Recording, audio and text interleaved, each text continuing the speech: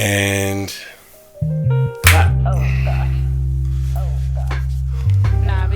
I should probably do. I'll figure it out another time. Let's talk tennis. Yeah, let's do that.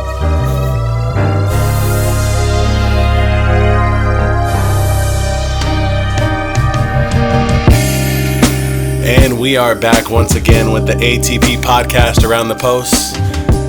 It's your boy Jay in the building with Mark Figueroa. And I think this is episode 181. That is correct. Okay, thank you. I didn't look it up this time. I'm a little lost in the sauce, but how you feeling, Mark? Good. Excuse me. Thanks for the listeners. You guys are speaking that you guys are liking certain subjects, so we'll try to keep it going. So thanks for listening. Yeah, it's been a lot of engagement as of late with the hotter topics. And I think people, not really mad at us, but I think a little triggered by a lot of what's going on the tour. So it's been fun to see the responses. I haven't checked our email in a while. I should probably check that also. Yes, most likely. Because there's probably a lot of activity there. But where do we start today? There's a lot going on. Yes, as we normally do, we're going to start with the WTA. Mm-hmm. This is actually quite a funny story. We have the wild cards for Madrid. Mm-hmm. Kei Nishikori is going to be one of them that's receiving a wild card. Love it. And the two people that have been intertwined, Caroline Wozniacki and Simona Halep, have also received a wild card into Madrid. Okay. And now I think it's funny because Wozniacki was the one who said, you don't deserve to get a wild card while you get charged with doping. Mm-hmm. And then once she made that statement, a couple of days later, Simona Halep and Wozniacki get the wild card into Madrid. Interesting. I would love it if they met each other in Oh, draw. yes, that would be very nice. Yeah. So what are your thoughts on them getting the wild card together? They both deserve it. You know, they're both names that people recognize and people will sit down and watch if they're on the lineup for a match day. So I would love to see a little drama and see them maybe run into each other and see if it heats things up a little more. Yes, it would be really good to watch. Hopefully they do meet one of these days. It would be very nice for them to play each other, that's for sure. Yeah. So we're going to get right into it. We're going to get into it with the hottest player on tour, which is Danielle Collins. Before Miami, she was number 53 in the world. Yeah. Now she is 15 in the world. Incredible. She's won back-to-back titles. It was the top three in Charleston. It was the top three seeds and the hottest player on tour in the semifinals. And then Collins ended up being Kasatkina in the final for her second consecutive tournament. Title, yeah. Yes, title. What are your thoughts on that? It's just insane because I think they're her two career titles as well, if I'm not mistaken. I don't think she had any other singles titles prior to this run she's on. I'll have to look that up, but it's really impressive. And I think that there's definitely a link to maybe the freedom mentally, you know, of saying, hey, this is my last year. I'm just going to give it what I can give it. And I'm going to play my best tennis and I'm not going to overthink things. And she's out there liberated, you know, and doing what it takes. And the real question now is, how long can this stint go for? You know, can she make it through her calendar year of what she wants to do and where she wants to end at? And 2 tournaments in a row to me means a little more than you're hot. You know, yes. You know, it's when you win one tournament, okay, cool, you had a good run. When you win 2 consecutive, that means that you're able to maintain over an extended period of time. And now the real question is, how can your body hold up and how are you going to pace yourself moving forward? So that's my actual concern for Collins. Do you think that it is because it's her last year? There's really no more pressure of, I need to win. Is that why she is winning? I think so for sure. It's definitely something subconscious at the very least. She's liberated. She's hitting the ball freely. She's probably feeling less pressure and knows that, hey, this is it, you know, so I'm just going to go out here and do what I can do. And so now, I mean, it's funny because maybe her old problems were finding ways to win. Her new problems are probably going to be things more like fatigue, mental exhaustion, you know, and now moving into the clay swing, you know, and what does that mean? Should I lighten my schedule dramatically and try to maintain playing at a high level and peaking at the right times? So Collins got some new problems, and they're good problems. Yeah, that is a good problem when you're making it deep into a tournament now. Now it's going to be, what tournament do I play next? Do I skip a tournament? You have that luxury. Yes, so now that is a good problem to have, especially when you're in the top 20 now for sure. So now another stat, win leaders as of April of 9th. So you have Coco Gauff with 18 wins in the season. You have Emma Navarro, who's had a really good season as well. She's 21, now tied for 22 are 3 people. Iga, Rybakina, and the hottest player on tour, Danielle Collins. But all 3 with 22 victories in the season. What are your thoughts on that stat? All those names sound like the people who should be leading, except Collins. That's the surprising name to hear. You know, Rybakina, multiple titles this year.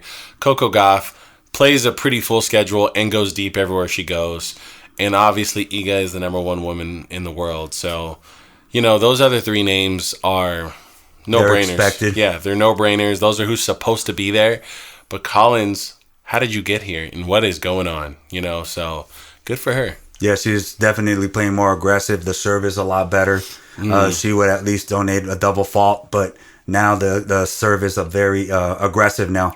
So she's winning a lot of points off of the serve. Yeah, she's applying a lot of pressure. Yes. I've watched her matches, and she's just hitting the ball where the player is not while being tight on the baseline. Keeping it simple. You know, like, okay, you're on the do side. I'm going to take it early, redirect to the ad side. And just pushing people. And it's working. Right. And the one match I sat and really watched live, she was hitting winners that weren't near lines. Right. You know, so that tells you a lot. That means you're playing great tennis. Yes, and she's really having confidence in that backhand. She intersects the court with her backhand to begin with, but now she's not even hesitating at all. She's really ripping the court with the backhand.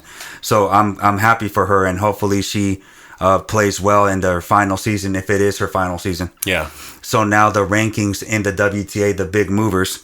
So you have Camelia Osorio went up 22 spots to 63 in the world. Okay. Then you got Taylor Townsend, nice little run in the recent tournament in Charleston. She went up 11 spots to 57. Okay. Not recently was she around 100. So Yeah, she's made a nice little run as well. Then you have Marie Boskova went up 7 spots to 35, and then obviously the big mover is Danielle Collins. Yeah. What are your thoughts on that? Yeah. Taylor Townsend's one of my favorite people to watch and talk about, but I try not to get too married to her rankings because it seems like she has a bit of a streaky singles career. You know, because she has so much talent and incredible strokes, and she's lefty, and, you know, she has all these great things going for her.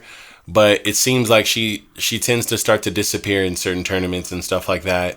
Maybe have a first round exit, second round exit, and then has these big runs where she takes players out. And we know she's fully capable of both, you know. So I would like to see a little more of what we've seen from her in doubles, which is a lot more consistency and success on a consistent basis. So Taylor, I'm not super excited, although I'm a crazy big fan. Collins, that one, that's a crazy one. Yes. So good for her. I was watching her play challenger, qualifier events all last year. And now she's going to be pretty much walking into everything fully seated and ready to win. Yes, exactly. So this will be interesting because I think that's also something to take into account now. She's not wasting energy qualifying for events. She's coming in and playing lesser opponents because her seeding is high. So exactly. We might see this snowball into a bigger level of success than it even is. If Townsend is, she has to be steady. She's a big hitter, so obviously she's going to take a big risk, big reward. But if she's steady enough, hits more spin on her shot, she'll be dangerous for sure. Yeah. So hopefully she does well as well. So now the big news is, if you remember last year, the WTA was trying to have their final, and they couldn't find a spot. They thought Riyadh, there were all types of places where they thought they were going to have their final, and then they ended up in Cancun super last minute. Yeah. And then obviously the wind was the problem. And Navratilova, Everett were saying, we founded the WTA. There's no way I want the year-ending tournament in Riyadh, Saudi Arabia? Well, it's in Riyadh, Saudi Arabia. Money talks. 2024 to 2026. So it's going to be there. Wow. The prize money is going to be $15.25 million. That's money the prize talks. Pool. That's the prize pool. And that's the biggest in WTA Finals history.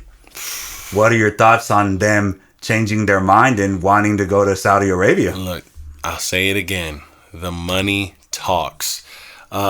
It's really becoming one of those things where name your price, and they go, there is no price. And you go, no.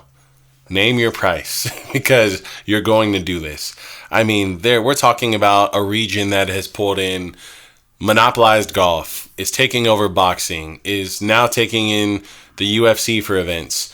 Their ATP is already in negotiations for things, and now WTA's got the finals there. They're really trying to just monopolize sports, it seems, out there. So I'm not surprised by this, and I would love to hear from the Navratilovas and all these people. I'd like to hear their response now that it has been contracted. Yes, this has been a topic of interest, especially with them saying, I never thought that a country or a region that is against women's rights, that we would be in that region. But as you stated, money talks. So, excuse me. It is what it is, unfortunately. Yeah. But we're going to move on to the men. Now, the big topic again is Djokovic. Goran has now explained what was going on. First, he was asked, who are you interested in coaching? He said, I wouldn't mind getting a young talent and building that young talent up. Oh, okay. So who is worthy, quote unquote, of having Goran Ivanisevic's coaching tips? Who do you think that young person would be? Who's the young American we were just talking about that trains with Alcaraz? I see. What was his name? Man, I'd have to look it up. There's a young guy. He's just coming to the tour very soon. He's a ranked junior. And he's been the hitting partner for Alcaraz in the past. And he's got a massive serve. He's a lefty. Super offensive strokes. I cannot think of his name. If you're watching this and you remember, let me know. If our technical director can look it up and tell me, I'm listening. But that is my number one choice. It is Darwin Blanche. Darwin Blanche. That's the name. Thank you. Darwin Blanche and Goran Ivanisevic. That's a future slam. That's a slam winner. So do you think it's wise of him to leave the Ferrero Academy? He's practicing with Alcaraz all the time? I don't know if he would have to. Interesting. I don't know if he would have to. I think that the real question is, and this is why I know Goran has done well for himself. Usually you want a juggernaut player because your money is based off of their winnings, right? But you played with the winningest player on the tour, and then you had nothing but successful stints with all your players prior. You're probably not as focused on the money at this point, and you're more concerned with the journey and the process. So he's in a position where it would be a gift for him to spend time with an up-and-coming player, and it's awesome that that's where his headspace is. I see some other players that I think are budding talents, like the Ben Sheltons and, some of these other younger guys, but they already have teams, and I don't really see them making big changes. So you don't think that Goran can make a big change to Ben Shelton? He already has a big serve, big slice. He could help Ben Shelton for sure. I think he could. I don't think that Ben Shelton's team is interested. I see. He does still work tightly with family and then have a small circle of people around that. But, I think Ben Shelton they have a game plan, they have a vision. He's at his all-time high ranking right now. I don't know if that's a topic today. It will be, yes. Yeah, but, I don't think that there's anywhere else that I imagine Goran going right away.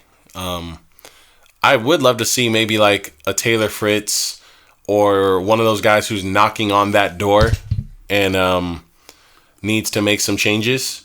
I could see someone like that working with Goran as well, but I feel like Goran's already done those kind of players. He's been with the Milos Raoniches. He's been with, the Cilic. Yes. So he's got with guys that are moderately successful and then took them much further. I think that him working with someone who's done nothing, clean slate, is the next notch on his belt. That's fair, because I was actually thinking about a Taylor Fritz, although he's with Russell. Yeah. And then or a Tommy Paul. Yeah. Who's knocking at the door. Yeah. So that's who I was thinking. But yeah, I mean, if you're gonna go for it, might as well go with Darwin Blanche. Yeah. I agree. Yeah, I agree. I think, like I said, Goran has proven what he can do with a talent that's already on the tour and somewhat comfortable. Yes. But what can you do with a guy who's done nothing? That's fair. It's interesting. Yeah, that's a good point. And he also said that the relationship was getting super rocky. He said that he should have left the team right after the Wimbledon loss. He said that the Cincinnati win, although he did beat Alcaraz, it was still rocky. So he was thinking after that Wimbledon loss, that was his time for him to go. What are your thoughts on that statement? It sounds like the relationship was being held on by threads, Obviously, they have respect for each other as human beings. Obviously, they've both stated that they have love for each other off the court on a non-professional and a more personal level. But, I mean, let's be honest. We've heard from countless people that Djokovic's temperament is hostile. Yes. He has a lot on his plate. He has a lot on his back. And a lot of these super athletes do take it and throw it onto their team, and you kind of you take your lashings and whippings from the player because they have to direct the energy somewhere. And Goran seems like a guy who stands on his two and goes, I'm not going to just take it all on the chin. I'm going to voice how I feel back. I'm not going to just let you say what you want to me because you're the player. So, we've seen Goran say things in press conferences no other coach has the balls to say. And I think it's because he does not fear players. Yes. He does not fear his employment. And that leads to a bumpy dynamic between the player and the coach. Yes, I am actually surprised after that loss to Alcaraz that he still was there. But I also did think that once he beat Alcaraz in Cincinnati, that would be the saving grace. I really did, especially with the tactic that they had to beat Alcaraz and him pretty much fading out for a couple of games. So I thought that would have salvaged it, but I'm actually kind of shocked about it. Yeah. But everybody's asking, who is the next coach? Two parts here. So Djokovic said right now, he said to the press, I'm just on my own. I want to see how it is. I've had coaches all my life, but I want to see how I navigate through waters. What are your thoughts on that? It seems weird to reinvent the wheel this late in your career. But at the same time, this is the winningest man in tennis history. So with that being said, he probably is more than qualified to coach himself through the remainder of his career. I really think if there's anyone on the tour that could no longer have a coach and find success still, it is a Djokovic. It is a guy who makes adjustments on the fly without his team. It is a guy who has faced every single thing you can face on the tennis tour. It's a guy who has figured out every surface, has figured out his body, has figured out how to resolve the chaos within his own mind, whether it be him looking in the mirror and all the different things he's done, or him converting crowd chants into new words. These aren't things coaches fix. These are things the player fixes, right? So I think that he's a problem-solving man with a well-rounded, balanced game. So if he says he doesn't want to have a coach and try that stint, we saw Federer do that successfully. We saw Tsonga do it somewhat successfully. We've seen Nick Kyrgios do it successfully. Why can't Djokovic? Agree. So as much as I hate the reinventing the wheel, if it ain't broke, don't fix it stuff, I think he could do it. Now, this is actually interesting to me because, to me, obviously he doesn't struggle on any surface, quote unquote, but he did have a 5-setter with Musetti. He did have a 5-setter with Stefano Tsitsipas. He was down 2-0, and he had to go back and see himself in the mirror to win those matches. So, of all the times to not have a coach, we're going to see what he's really made of right now. Yeah. And if he wins the French Open, no need for a coach for sure. And before I get to Zimonjić, he did also say that he doesn't like the fact that Wimbledon will be played prior to the Olympics. Now, as we know, the Olympics are going to be in France, which means it's going to be on clay, and he wants to win a gold medal. Yeah. So he's saying, I think it's a terrible idea that Wimbledon will be played prior to the Olympics. What are your thoughts on that? I can't feel bad for him there. You can't expect two separate entities to bend their backs because you don't like the surface change. I think that I told you this last episode, but part of what makes the Olympics a little unpredictable and the result of the Olympics never really aligning with the tour results is that it is ran by a separate entity. It is a different type of crowd. It is a different dynamic out there. Some of the rules are slightly different. And all these little things require players to acclimate dramatically. And some players do and some don't. Some rise to the occasion. Olympics are best out of 3 sets, if I remember correctly. Yes. That's a huge change right there. You can stop there. That is a massive shift. Getting a gold medal gets way harder because now it's not best out of 5, meaning the true best player of the day may not win. How many of the matches did you just bring up where Djokovic was down 2 sets? Right. And then he still won. He's at a disadvantage with his play style going to the Olympics. He's not able to grind it out, take people to deep waters. He's not able to be as methodical. He doesn't get the same dynamics from the crowd. Maybe these people are all Djokovic dedicated fans. Maybe it's a bunch of casuals up there who just go, who's more entertaining today? Right. So there's a lot of things to think about at the Olympics. And is it ideal to go clay, convert to grass, get used to it, then go back to clay? That's terrible. But everyone on the whole tour is doing it, not just you. So I don't think it's something to complain about. Yes, you stole my thunder there. Yes, exactly. Other people have to go through with it as well. So I guess the big solution, which is kind of a dumb one, would be not to make a deep run at Wimbledon. But and then you would be accustomed to the clay still. Yeah. But yes, everybody has to do it. So just face it. Yeah, that's all you can do. Right. So now everybody's expecting who is the next coach. Well, Zimonjić right now is in his corner. He was at his match in Monte Carlo, and everybody suspects that he is the leading candidate to be the head coach for Djokovic. As a matter of fact, Ivanisevic said, "That's my seal of approval. I love that guy. He would do great with Djokovic." When we brought up all these coaches, you thought that Boris Becker would be good. And I actually thought that Zimonjić would be really good. But what are your thoughts on Zimonjić?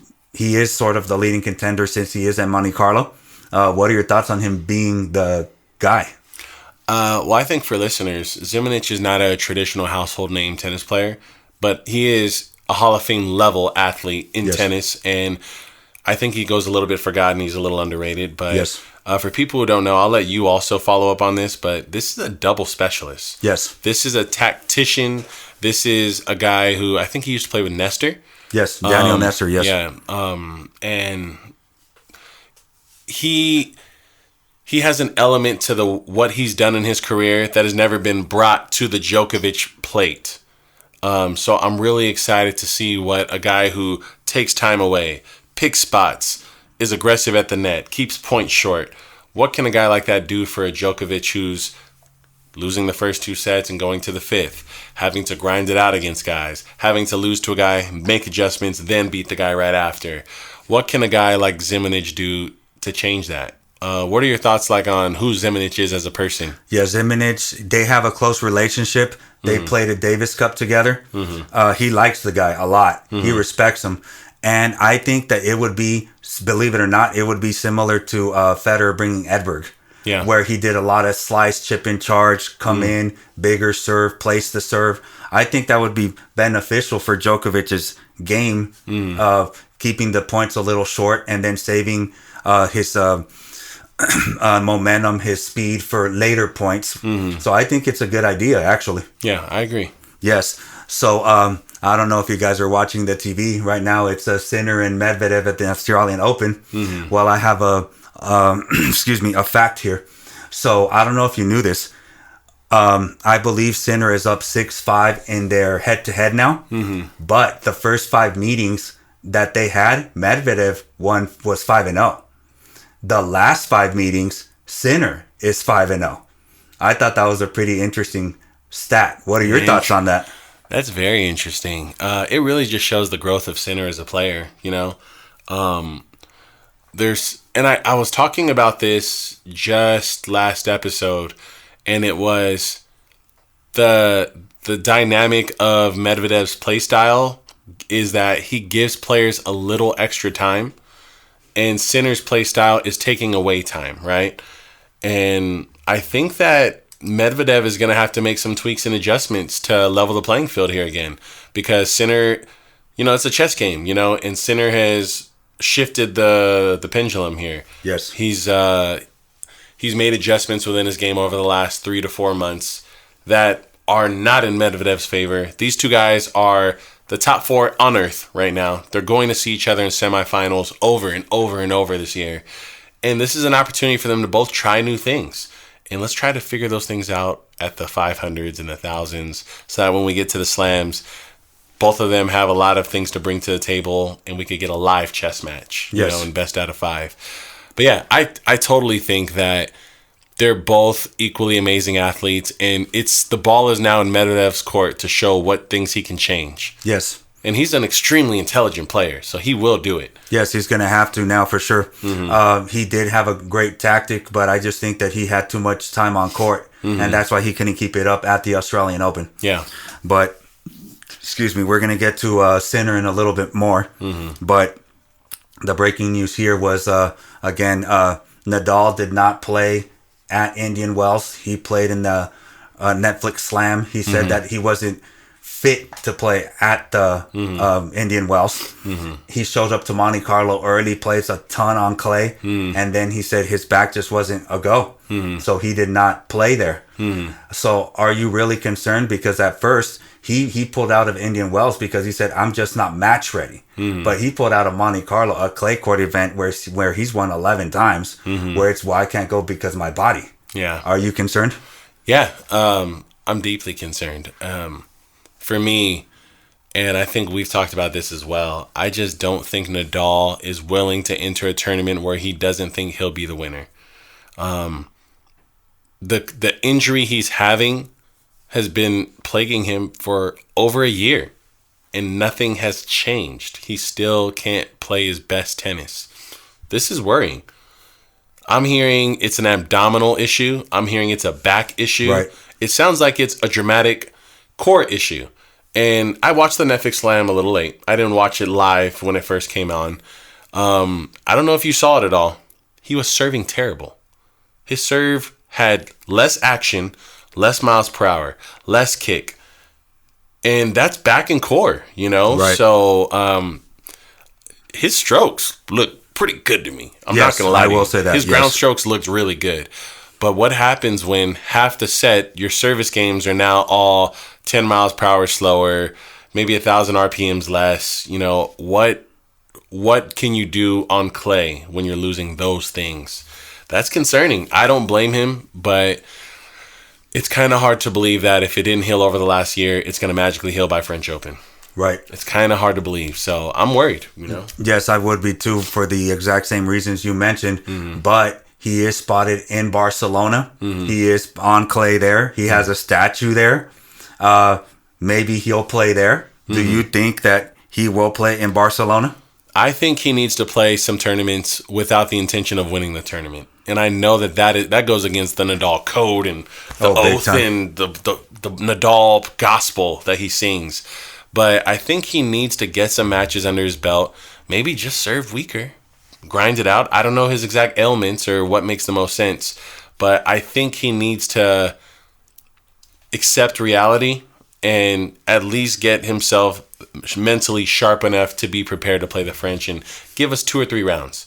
Maybe he gives us a Serena Williams at the U.S. Open type of story. Yes. Where he gives us great tennis for a couple rounds and then he just can't really quite shut the door on people. I'd be okay with that. I know it's unfortunate, you know, with athletes. Pro athletes never get to pick the ending. You know, they don't get to write the ending of the story. your body does, So you could have the Federer ending where you got bageled at Wimbledon and then you just settled for Laver Cup. I don't think he'll admit that, but it felt like he settled for finishing a Laver Cup instead of probably trying to go deep at Wimbledon and calling it a day. I think Nadal is in a very weird predicament where he's not quite Federer bad, where he'll get bageled, and he's not quite Serena good, where we do believe it's possible. I think he's somewhere in the middle, and he's got to just go for it. Yes, Feliciano Lopez, who is the coordinator of Madrid, he said that it is kind of sad what's happening with Nadal, and it sort of reminds me what happened to Federer, that he can't retire on his own terms. So he says that he hopes that he can because he had a lot to give, and I actually agree with him. So I hope that he comes back and gives it one last hurrah so he can bow out peacefully, for sure. But now another, honestly, I thought that Djokovic had all the stats, but here he doesn't have a Nadal stat where Nadal is actually on top. And this speaks with longevity. So most weeks in the top two positions, Djokovic 579, Nadal 596. He has not been playing. Djokovic is playing obviously a lot more. Do you think Djokovic will break that record? Yeah, he's definitely going to break that record. Djokovic just needs to win a slam or two this year, and that record is snatched. So we'll see what happens. Djokovic is having a slow start to the year and has a lot of points to defend. Yes. So things could get tricky fast for Djokovic because we've not seen Djokovic take a major dip in the rankings since 2007. It's been a long time. He's been floating around number 3+ or higher for a long time. So it will be interesting to see how long it's going to take a guy like Djokovic to not be 1, 2, or 3. Right. I think he could easily become number 3 or 4 within the next year. Easily. I don't think I see him being less than that. Now the big stat here. Best win percentage in the past 12 months. So you have Djokovic 84.5%. Sinner 84.2%. Alcaraz was at 81% win percentage. And obviously, right after Sinner won the Australian Open and Miami, he was deemed, he's going to be the French Open champion. They're the heavy favorites, obviously. Who do you think out of those three has the best chance to win the French Open? You know what's funny? I'm putting my money on Alcaraz. That's my choice. Alcaraz had the remarkable run last year, and then nerves, anxiety, cramps got to him, and he kind of choked in the final. And then he learned from it and showed up on the slam we would have all bet last for him when he won Wimbledon. So I think that he's going to go in with a little more confidence, and I think he's the undeniable favorite for the French Open. That's just my thoughts. Djokovic is slowly creeping into being second favorite at the French Open just because of the kind of year he's having in the turbulence. Sinner's worst surface is clay. Medvedev's worst surface is clay. Alcaraz's best surface is clay. And he's playing great tennis right now. He's shown that he could beat Sinner on a hard court. So, yeah, I'm really excited for the French Open because this is the first French Open where Nadal's not in conversation. The conversation with Nadal is, are you going to play or not? It's not, is he going to win or not? Right. So this is going to be a very interesting year. I agree with you, actually. Alcaraz, to me, is the favorite. Although he has not won a French Open, to me, this is still his surface. And I think he's going to ball out because he can construct a point. Now, Sinner, I'm shocked that people said that because he likes to hit the ball hard, right? As the Italian player from last week's episode was saying, that does not going to work on clay. You have to open up the court. One hard shot isn't going to cut it.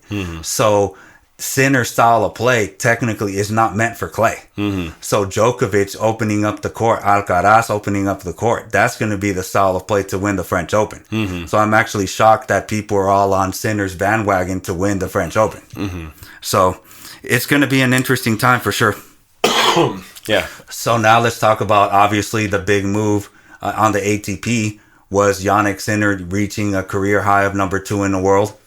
He is a couple of points in front of Alcaraz. Not too much, but he's still number 2. What do you think of that?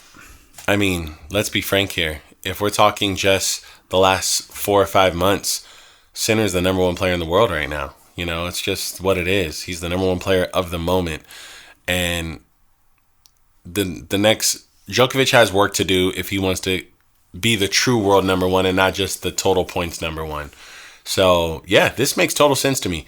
I think that our top 4 is a true top 4. And I'm not mad at shuffling them in any order outside of I don't think Medvedev's the world number 1. That's the only thing I couldn't agree with. I think Sinner, Alcaraz, and Djokovic, it really is what part of the season are we in? That's the guy that's the number 1 player. So this is exciting to see. And it's great to see him get there this out of the blue because no one knew before December last year that this was going to happen. Yes, I agree 100%. And good stuff to Sinner. He deserves it for sure.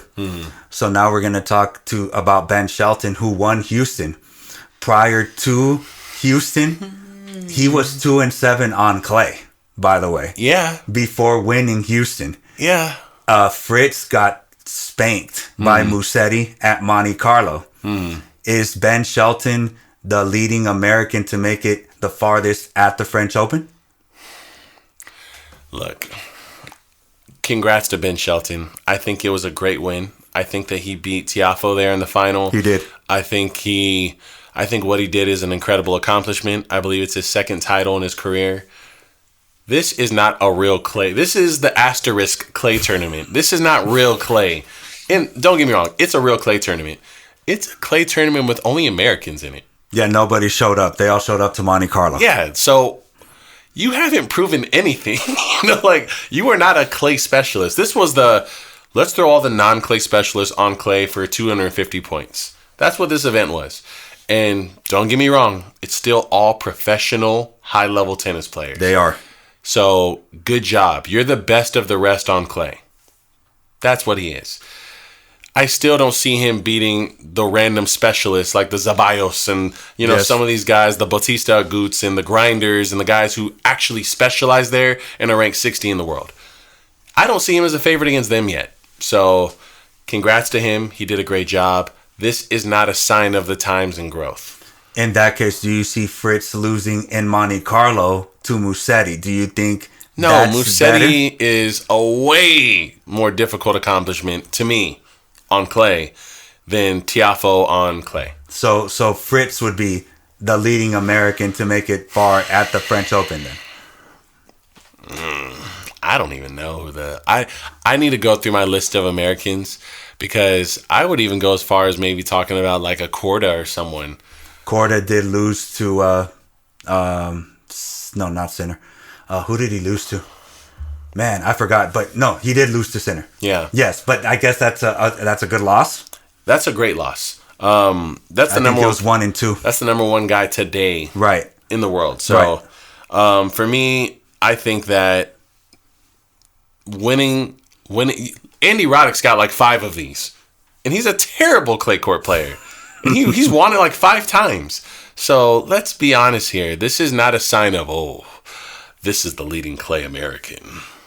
I'm sorry, I just can't roll with it. I don't know. I just don't know. This is investing any chips in the results you see at that tournament to me is nonsense. Yes. I'll still go with Shelton. Korda, he is good too as well, but I don't know about him. He's up and down. He's too up and down right now. Yeah. So I'll stick with Shelton. Okay. Yes. Okay. So we're going to move on to the next one, which is Stefanos. He had a nice victory. But he said, this is what he said. He said, tennis hasn't seen such a good generation in a while. Jannik Sinner and Alcaraz, they're pushing me to be better. What are your thoughts on him saying that? I mean, it's realistic. I like when he's not belittling players. I like when he's being honest about what's happening on the tour. And I mean, how could you deny it? These guys skipped right past you. There was never even a phase of transition where they had to deal with Tsitsipas first to get to. They just blew by, So he's right. There's probably a little unspoken of pressure from him watching these young guys and going, okay, the spotlight skipped right over me now. People aren't talking about me. I'm not a favorite at events anymore. And now there's 2 more people to beat to win a slam that we weren't talking about 3 years ago. So he's on to something. Yes, Zverev and Stefano sort of were behind because Medvedev took the spotlight, and now you have Alcaraz and Sinner winning titles. So yeah, Stefanos has a lot of work to do for sure, and he's actually speaking the truth, actually. Yeah, he is. So now, big news: Alcaraz had to pull out of Monte Carlo with a forearm issue. Yes, he was seen practicing, and he didn't hit a forehand. He was hitting a lot of left-handed stuff. Is this concerning for his clay court season?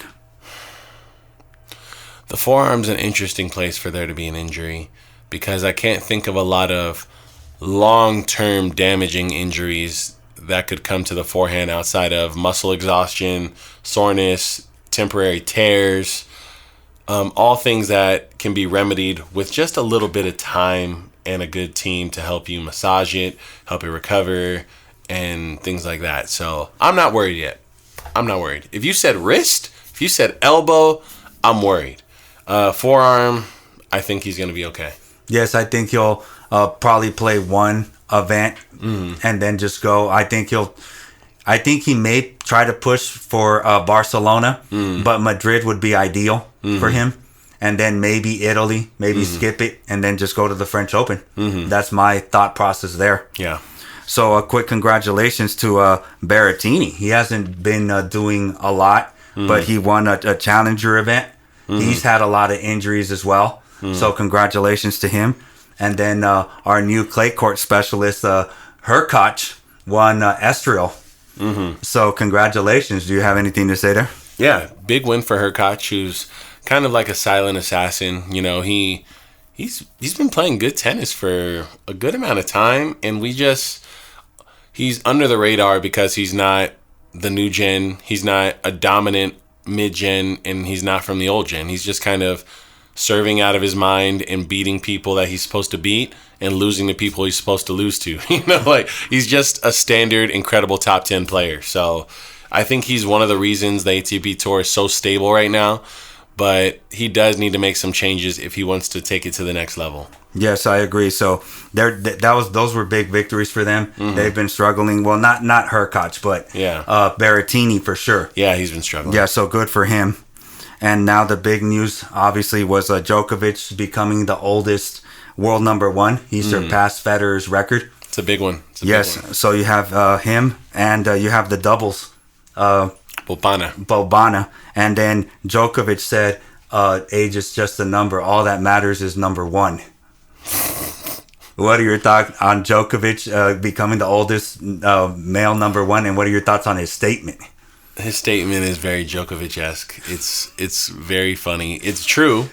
Age is just a number, and world number 1 is the important number. He's right, but it's very incredible to see, because a lot of times what we saw Federer do was incredible because we hadn't really seen it done, and then all of a sudden he came to a screeching halt. But now we're watching Djokovic literally do the same thing and do it a little better. His body's in better condition. His team is a little less stable, but it seems like we're not as worried when Djokovic enters a slam as we used to be concerned with Federer. There is more anxiety and fear and paranoia if you're a Federer fan in his last few years, when you looked at his draw, when you looked at his matches. Even though he was still incredible, there's just more paranoia and concern. With Novak, it's really just expected for him to dominate. It's a surprise anytime he loses. It wasn't like that for Federer at the end of his career. So I think that this is insane to see how far he can take it. Yes, I agree. Djokovic is still playing well, so I think he's going to continue to do that as well. So congratulations to them. Excuse me. And then we have the stat. Federer, was 36 years, 10 months, and 10 days. And now Djokovic is 36 years, 10 months, 14 days. So he just passed him right now. And now just to talk about quick about Monte Carlo. Popyrin just upset Rublev. If you recall, Rublev was the defending champion. Any thoughts there? Nothing crazy. I'm surprised it's Popyrin. I'll admit that. I'm a little surprised it's Popyrin because Popyrin is not known as a clay specialist. Popyrin's the Australian, right? Yes. Yeah. So it's a little surprising, but I'm not worried about Rublev. I don't have any concerns or hot takes to say that maybe he's losing his consistency finally. I think that Rublev, to me, if there's ever any tournament where he wouldn't defend his title, it would be a clay event. I agree. So I agree. I think last year we were all kind of like, wow, he really is consistent. He won a clay event.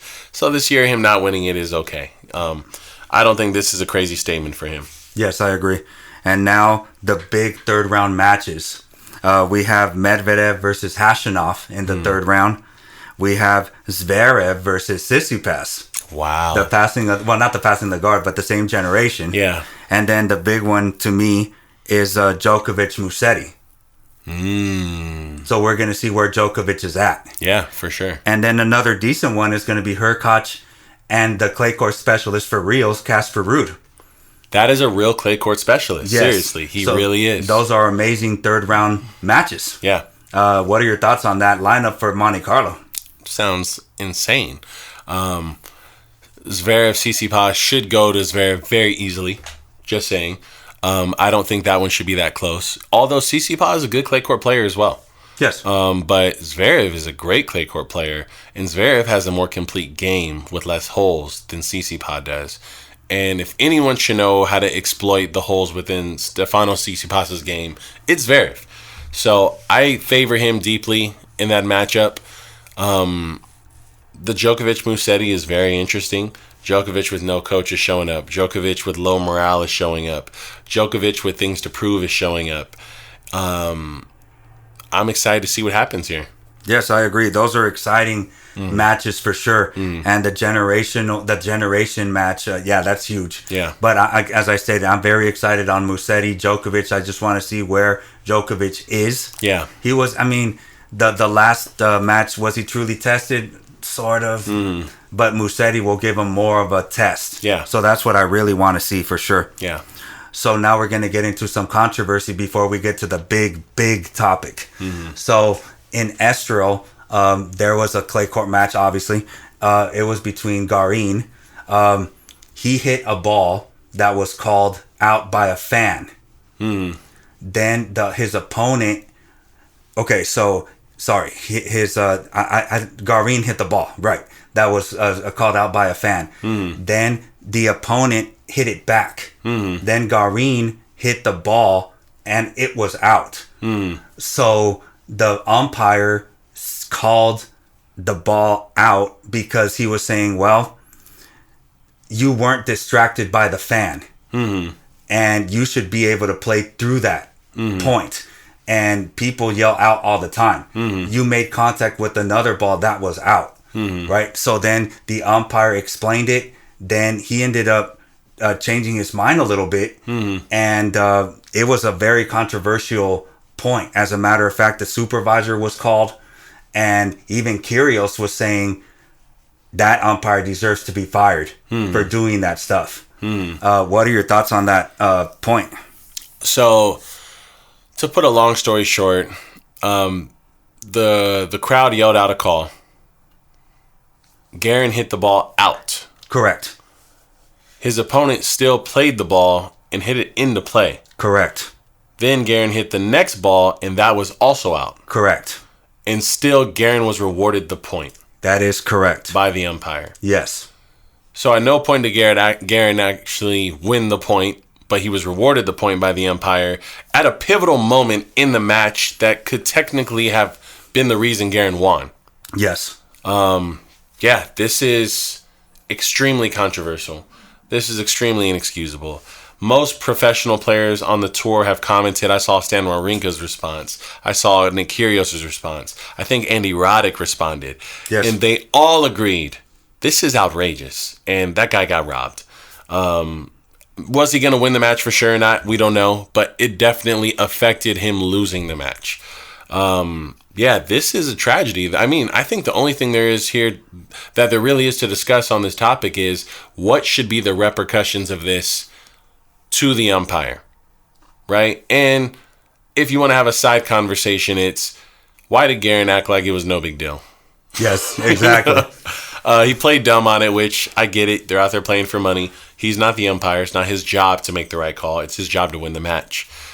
So I get why he did it. I think that he lacks a little class and he probably lost the respect of some players. Definitely. But what are your thoughts on the umpire? Should he be fired? Should he be put under review? Should he be suspended? Should the umpire be fined? Where's your head at? Man, that's an interesting one because, again, the fans yell out all the time. Mm-hmm. So that should be a non-factor in this decision. Mm-hmm. So the fact that he overruled that part is bad. Mm-hmm. Again, people make mistakes, but I don't know. I think there should be at least a fine, honestly. Yeah, I mean, whatever. I mean, obviously, in a regular job in the 9-to-5 world, you get documented for it, and it's like a strike on your record. And I think something like that is probably more realistic. And if he had a bunch of strikes on his record, then maybe he would get terminated. But I think this is just something that should be documented as a mistake this umpire made that was very large. Yes, I agree. So that this was big news, and thank you for explaining it better. Yeah. So now the big topic, huge. Pickleball versus tennis. We got Christian Alshin, who played at the University of Chicago in 2021. He played tennis. Yeah. He said, I'm going to have to read a lot because I don't want to get it out of sequence.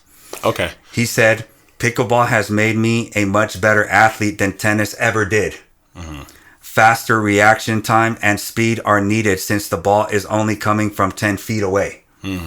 Point for point, pickleball requires more skill than tennis. Period. James Blake, immediately. Ha ha.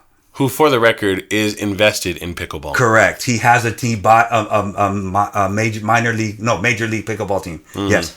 Ha ha. That might be because you are playing a pretty low level of tennis. Maybe if you were familiar with the athleticism it takes to excel at the sport, you would realize how ridiculous your statement sounds. All right, in my book. Continue. Before I go on, what are your thoughts on this statement so far? I think that, and this is probably a special segment we should do for the ATP podcast at some point in time.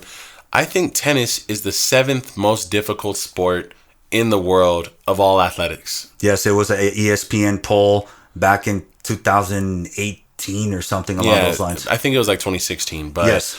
But, I mean, and this is behind combat sports, some individual sports, some hyper coordination sports like ice hockey, stuff like that. Tennis comes in right behind a lot of those sports because it's an individual sport that's technical, cerebral, and the threshold that the separation between the top 10 in the world and the top 100 in the world are such minute, small things that create such large gaps. Now let's talk about pickleball's threshold and the pinnacle of pickleball and how difficult it is to reach that. What has Jack Sock done as of late? How quickly did he close the gap between a guy who's never held a paddle and then go blow for blow with the world #1 undisputed greatest player in pickleball history? And ask yourself this. If we turn those tables and we take Ben Johns and give him a tennis racket and we say, you got 2 years. I'll see you at Wimbledon. Is he going to make it there? No. He's not going to be top 500 in the world. Maybe with great resources and unlimited money, he could probably make it to 350, 400 in the world. But he'll never reach the #1 player in the planet and go blow for blow with Djokovic, Sinner, Alcaraz, Medvedev, right? So, no, they're not comparable. Yes, I'll keep reading. Okay. Continue. Okay. So, I don't know if you knew this, but Christian Alshin actually was the 7th recruit in the United States when he was recruited to Chicago University. So that was an interesting statement that James Blake made. Look, this kid is an accomplished athlete. He played D1 tennis at one point. Yes. Wasn't successful at it, but he played D1 tennis. He's a beast for sure. He's also a little missing a few screws also, which a lot of great athletes are. But he's clearly missing some screws. Yeah, you have to be delusional at times, you know.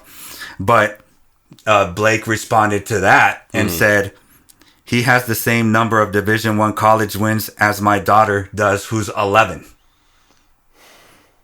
Then Pagula, right after he made that comment, she put skulls, pretty much shutting him up. Renee Stubbs followed it up with crying emojis. Laughing at him. Okay. Yes, pretty much. So it was interesting. And now comes Kyrgios. He's all... Who's also invested in pickleball, by the way. That is correct.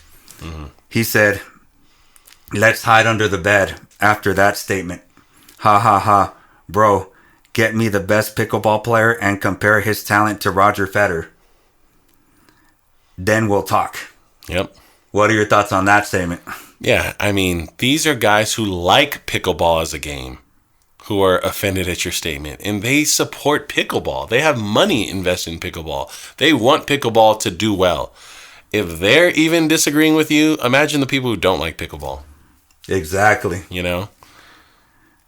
So now Alshin responded, and he said, Blake, Kyrgios, Roddick, I'll invite you to a trio of pickleball duels with $100,000 on the line per match. I'll give you guys 2-1 favorite odds, and let's play. Roddick came back and said what you said earlier. I'm not even going to waste my time picking up pickleball. I'll tell you what. Because in that same tweet, Alshin said, I'll give you 5 to 6 months to train, and then we'll do this. Roddick said, I'm not even going to waste my time. I'll tell you what, a better match would be we give you 5 to 6 months to train tennis. Then we play you in pickleball. You play us in tennis. Then we'll see what outcome is best. And then we'll see who's the best. Yeah. What are your thoughts on that?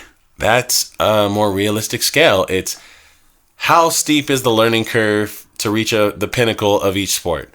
And we all know the dynamic of what makes pickleball so special is how approachable the game is and how easy it is to take on and train for and play at a higher level.